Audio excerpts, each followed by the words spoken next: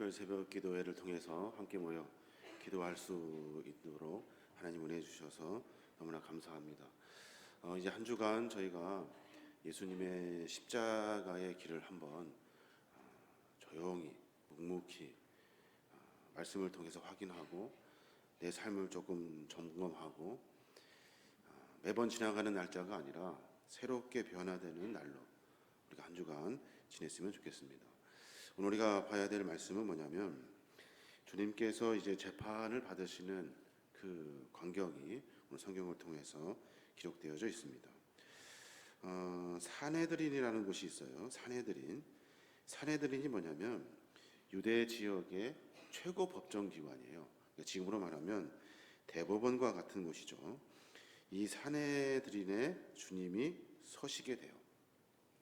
어떻게 구성됐냐면 산헤드린이라는 이 법정은 서기관, 바리새, 사두개인 그리고 장로들 이렇게 구성되어 있어요. 도합 몇 명이냐면 71명이 그의 산헤드린의 회원이에요. 거기에서는 종교, 정치, 사회 모든 것들을 다 통틀어서 최종 판결을 내려주는 그런 대법원과도 같은 그런 법정기관이에요. 유대를 지배하는 그 사회에서 산헤드린의 결정은 최종 결정이나 마찬가지예요. 로마의 속국으로 살아가고 있지만 로마 역시도 산헤드린의 결정은 묵인해줘요.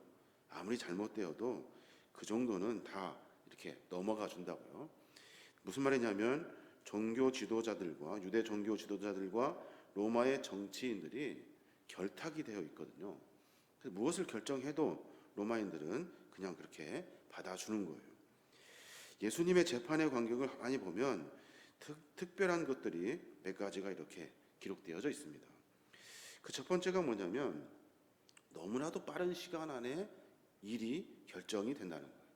불과 하룻밤 사이에, 낮에도 아니고 밤에 그냥 하룻밤 사이에 그 밤에 모든 것이 다 결정나게 돼요. 예수님이 잡히셨거든요. 겟세마네 동산에서 가룟 유다의 배신으로 말미암아 로마 병사들에게 잡혀 이제 법정에 서게 되는데 첫 번째 간 곳이 어디냐면 전직 대제사장 안나스에게 갑니다. 가서 이런저런 이야기를 하고 신문을 받아요. 근데 안나스가 어디로 넘기냐면 대제사장 가야바가 주도하는 산헤드린 법정으로 세워요. 그 밤중에 산헤드린 법정이 갑자기 열린 거예요. 낮에 열려야 하는 법정이 밤에 열린 거예요. 그것도 비공식적으로. 그리고 나서 해가 뜬 후에 그쯤에 다시 또 그 새벽쯤에 산헤드린 법정에 2차 공판이 또 열려요. 그 새벽 어간에. 그리고 나서 그 다음에 어떻게 되냐면 로마 총독 빌라도에게 넘어가요. 거기에서 1차 신문을 받게 되죠. 그리고 나서 어디로 갑니까? 그 유대 지역의 분봉행이었던 헤롯 안티파스에게 넘어가요. 또 어디로 갑니까? 이제는 또 빌라도 총독에게 다시 와요. 2차 신문을 다시 받아요. 이 기간이 얼마큼 되냐면 저녁에서 아침까지, 그러니까 밤중에 이 모든 법정의 일들이 다 정리되는 거예요. 결론은 뭡니까? 결론은 사형이에요. 사형. 결정된 일이기 때문에 너무나도 빠르고 신속하게 법정이 진행되는 거예요. 이런 과정을 보면 허점도 많고 불법도 많고 모든 것들이 다 엉망이에요. 그 광경에서 주님은 묵묵히 침묵하시더라고요. 가만히 생각해 보면 우리는 그럴 수 없죠. 억울한 일 당하면 어떻게든지 내 모든 것들을 다 얘기해서 풀어가는 것이 일리죠, 이치죠. 근데 주님은 그리하지 않으셔요. 근데 뒤쪽에 보면 주님이 침묵을 깨시고 이제 한마디 하셔요. 그 말씀이 뭐냐면 네가 누구냐? 하나님의 아들이냐? 라고 묻는 그 질문에 그렇다 라고 말씀하시면서 침묵을 깨뜨리셔요. 도대체 예수님은 언제 침묵하시고 언제 침묵을 깨시는가? 오늘 그 이야기를 통해서 우리의 삶의 모습을 좀 점검해 봤으면 좋겠어요. 예수님이 언제 침묵하십니까? 가만히 보면 대제사장들과 유대인들이 예수님을 죽이려고 작전을 짭니다. 59절에 보니까 대제사장들과 온 공회가 예수를 죽이려고 그를 칠 증거를 자즘해. 쟤 죽여야겠다. 쟤 제거해야 되겠다. 쟤 골탕 먹여야겠다 하고 작전을 짜요. 60절에 보니까 거짓 증인이 많이 왔어요. 그런데 증거를 얻지 못하더니 후에 두 사람이 와요. 두 사람은 누굴까요? 산헤드린에 매수된 사람들. 그 두 사람이 와가지고 예수를 향해서 저 사람이 성전을 헐고 사흘 만에 짓는다 하더라 라고 말해요. 이 말을 어디서 들었을까요? 어디선가 듣고서 매수되어서 산헤드린의 그 사람들로 하여금 말하게 했겠죠. 결국은 뭐예요? 예수님을 궁지에 몰아 넣는 거예요. 사람을 죽이려고 작정하고 사람을 골탕 먹이려고 작정하는 수많은 악한 권세들로, 거기에서는 주님은 침묵하셔요. 참 희한하죠. 우리는 아마 박박 우기면서 따질 거라고요. 틀립니다, 아닙니다, 이렇게가 진실입니다, 그렇지 않습니다, 나는 이것이 내 주장입니다, 내 의견입니다 말할 거라고요. 근데 주님은 침묵하셔요. 예수님의 이 침묵으로 말미암아 법정은 난리가 납니다. 왜냐하면 뭔가 명확한 답을 얻어야 하거든요. 사랑하는 여러분, 우리는 침묵할 때가 있어요. 침묵할 때가. 이사야 53장 7절에 보면 그가 곤욕을 당하여 괴로울 때에도 그 입을 열지 아니하였으며 마치 도수장으로 끌려가는 어린 양과 털 깎는 자 앞에 잠잠한 양같이 그 입을 열지 아니하였도다. 왜 입을 열지 아니하신 거예요? 저들의 죄를 스스로 깨닫게 하시려고 하시는 거예요. 사람들은 그렇게 참아내지를 못합니다. 원수 어떻게 갚아요? 원수는 어떻게 갚는 거냐면 로마서 12장 20절에 보면 너의 원수가 줄이거든 먹이고 목마르거든 마시게 하라. 그리함으로 숯불을 그 머리에 쌓는 것이라 라고 말씀하셔요. 원수 어떻게 갚냐면 원수는 죽이고 따지고 박박 우겨가지고 그냥 기어이 그 논리를 깨트리는 것이 아니라 원수라 한다면 부끄럽게 하는 거예요. 여러분 잘 아시는 것처럼 숯불을 머리에 올려놓는 것처럼 얼굴이 벌게진 만큼 먹이고 그 다음에 줄이거든 입히고 먹이고 입히고 계속 미안하게 하는 거예요. 사람들이 계속해서 예수를 궁지로 몰아갑니다.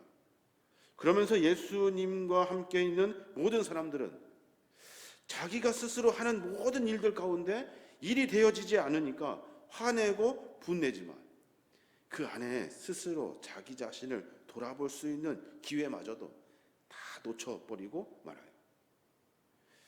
인생을 살아가 보면 저는 오래 살지 못했습니다만은 그런 경우가 참 많은 것 같아요. 사람을 궁지로 막 몰아요. 막 몰아간다고. 그때 우리는 막 어떻게든 뭔가 빠져나가려고 하죠. 그러면 어떻게 됩니까? 더 궁지로 몰아들이게 가요. 너 입 열어라. 너 말해라. 너가 하는 일을 해라. 그 말 한 토막만 가지고 이제 또다시 궁지로 몰아낼 거니까. 이런 수많은 사람들과 함께 우리는 살아가고 있어요. 어쩌면 우리 자신도 그래요. 그때 주님 어떻게 하셔요? 침묵하셔요. 아무 말씀하지 아니하시고 스스로 불법을 깨달을 수 있도록 하셔요. 주님의 이 여러 가지 이야기들을 통해서 우리는 삶의 모습을 깊이 점검해 볼 필요가 있습니다. 여러분, 어려운 일이 있을 때, 그때 우리가 뭘 할 수 있는 것이 없을 때, 그때 우리는 하나님의 뜻을 쫓아 묵묵히 침묵할 수 있어야 돼요. 원수가 나를 어렵게 할 때, 그때 내 스스로 나를 참아낼 수 있도록, 침묵할 수 있도록 스스로를 붙잡을 수 있어야 하는 거예요. 그냥 바보같이 멍청이 계십시오, 이거 아니에요. 원수는 누가 갚아요? 원수는 하나님이 갚아 주시는 거예요. 억울한 일 참 많죠. 억울한 일 참 많아요. 해야 할 일도 많고 이렇게 해야 저렇게 해야 막 작전도 짜야 돼요. 그런데 잠잠히 하나님께 맡기면 모든 일들이 순리대로 풀어지는 것을 주님 우리에게 말씀하고 계셔요. 주님이 또 언제 이 침묵을 깨십니까? 당신이 하나님의 아들임을 증명할 때 그때 침묵을 깨셔요. 오늘 보니까 그리 말해요. 64절에 보니까 예수께서 이르시되 내가 말하였느니라. 그러나 내가 너희에게 이르노니 이후에 인자가 권능의 우편에 앉아 있는 것과 하늘 구름을 타고 오는 것을 너희가 보리라 하시니 라고 말씀하셔요. 그러니까 당신 누구야? 당신 하나님 아들이지? 라고 묻는 이 질문에 누구냐면 나는 인자이고 나는 하늘 구름을 타고 오시는 예수 그리스도, 다시 살아나서 승천하신 다음에 살아나셔서 이 땅에 재림주로 오실 예수 그리스도다. 나는 하나님의 아들이다 라고 분명하게 선포하고 있는 거예요. 우리는 언제 말해야 될 때 말 안 합니까? 우리는 자기 자신을 감추고 싶을 때. 뭘 감추고 싶어요? 내 부끄러운 모습을 감추고 싶을 때. 뭐가 제일 부끄러워요? 신앙인인 것이 부끄럽죠. 신앙인인 것이. 나는 주님을 믿는 사람입니다. 하나님을 섬기는 사람입니다. 하는 것이 아마 제일 부끄러울 거예요. 왜 그렇습니까? 우리는 하나님의 거룩한 말씀으로 삶을 바꿔내야 되는데 그 삶을 못 바꿔냈거든요. 우리가 선포하고 말할 것은 뭐예요? 누가 참 주인이신가 하는 것을 말하는 거예요. 나의 주인은 주님이십니다 라고 내가 스스로 말할 수 있어야 하는 거예요.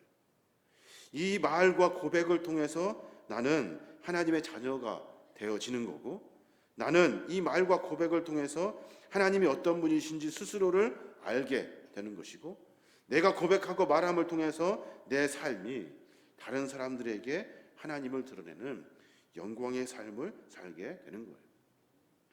백부장이 예수님을 십자가에 매달아라 하는 명령을 받습니다. 마가복음 15장에 나온 백부장이 그 일을 막 잘 진행해요. 막 채찍질도 하고 막 사람들로 하여금 조롱을 시키기도 하고 어려움을 막 주어가지고 최고로 힘들게 십자가에 지게 만들어 버립니다. 그 백부장이 이제 마지막 이제 십자가에 매달아 놓고 죽이려고 작정하고 죽이는데, 그때 하늘에서 어둠이 짙어지고 그리고 성전의 휘장이 찢어져요. 그때 백부장이 하는 말이 뭐예요? 이는 진실로 하나님의 아들이었도다. 자기가 십자가에 다 죽이려고 막 다 작전 짜고 여러 가지로 다 준비하고 있는 그 사람이 그제서야 고백하는 거예요. 그 고백을 한다는 것은 내가 하는 일이 다 잘못이었습니다 라고 말하는 것이 되는 거예요. 사랑하는 여러분, 주님은 어려운 일들을 참으로 많이 겪으시며 한 걸음 한 걸음 걸어가십니다. 음해가 있고 그리고 불법이 있고 자기를 어렵게 하는 수많은 사람들의 불법적인 일들을 보셔요. 그 일을 보시고 주님은 침묵하셔요. 우리하고는 정반대죠. 그래서 하나님이 일하실 수 있도록 맡겨드려요. 주님이 언제 침묵을 깨십니까? 내가 누구인지를 말할 때. 여러분은 하나님의 자녀이고 저와 여러분은 그리스도인이고 저와 여러분은 하나님을 섬기는 사람들이에요. 세상에서 부끄럽고 창피한 모습이 있어요. 그러나 그것을 깨고 나는 어떤 존재인지를 스스로 말하고 고백할 수 있어야 하는 거예요. 그래야 내 삶이 바뀌어요. 내 삶이. 내가 목사라는 것이 부끄럽죠. 내가 자꾸 말하고 고백함으로 말미암아 내 삶이 바뀌어지는 거예요. 멀쩡한 척하고 숨어 지내서는 안 돼요. 나 장로입니다. 나 권사입니다. 안수집사입니다. 나 성도입니다. 나 그리스도인입니다 라는 사실을 스스로 말하며 증거할 수 있어야 돼요. 그래야 여러분의 삶이 바뀌어요. 절대 안 바뀝니다. 숨어 살기를 좋아하고 자기 자신을 감추려고 하는 것이 인간의 본심이거든요. 자꾸 말하고 고백해내므로 말미암아 수치를 당해야 돼요. 부끄러움을 당해야 돼요. 사람들로 하여금 네가 무슨 목사냐라는 말을 들어야 돼요. 그 날카로운 채찍의 소리를 듣고 내 삶을 다듬어 가야 하는 거예요. 그래야 그리스도인이 됩니다. 주님 우리에게 그 말씀을 하고 계시는 거예요. 오늘 하루 가운데 어떻게 삶을 정리하시려고 하십니까? 그리스도의 신앙은 고백의 신앙이라고 말하잖아요. 고백의 신앙. 고백을 누구한테 하는 거예요 도대체? 누구한테? 여러분, 하나님에게 하는 고백을 넘어서 사람들에게 하는 고백이 훨씬 어려운 거 아시죠? 그 고백으로 말미암아 그리스도인이 되어가는 거예요. 주님은 나 죽여라, 나 죽여라, 나 하나님의 아들이다, 나 하늘 보좌 안에서 구름 타고 올 너희를 구원할 메시아다라고 선포하고 계세요. 나 죽여라, 죽여라 하면서 온 몸으로 다 그들에게 내어 놓는 거예요. 뒤에 잠깐 보면 대제사장이 옷을 찢어요. 옷을 찢으면서 분해하면서 그때부터 고난이 시작돼요. 얼굴 옷을 찢고 난리를 펴요. 자기 이제 완전히 이제 화가 났다는 거죠. 사람들을 보면 67절부터 보면 예수의 얼굴에 침 뱉고 주먹으로 때리고 손바닥으로 때리고 그리고 조롱하면서 갖고 놀아요. 누가 때렸는지 맞춰봐라 하면서 수많은 사람들이 예수에게 매질을 하기 시작해요. 내어놓으신 거예요. 나 메시아다, 나 그리스도인다 라고 내어놓은 거예요. 그리고 나서 십자가의 사명을 감당하십니다. 우리도 마찬가지입니다. 여러분, 부끄러운 모습 있습니다. 저도 있고 부끄러워요. 우리가 입을 열어야 돼요. 나 그리스도인입니다. 나 계림교회 목사입니다. 나 신앙인입니다. 말할 수 있을 때 내 삶이 바뀌어져요. 여러분, 그 은혜가 우리 안에 있어야 하는 겁니다. 그래야 십자가의 사명을 감당할 수 있는 거예요. 오늘 하루 가운데 그런 고백으로 말미암아 여러분의 입술, 말하는 소리를 바꾸는 것이 아니라 삶을 바꾸세요. 삶을 그리스도인으로 바꿔내셔야 됩니다. 그러한 삶으로 말미암아 주님과 더 가까워지시는 저와 여러분이 되시길 주님의 이름으로 축원합니다.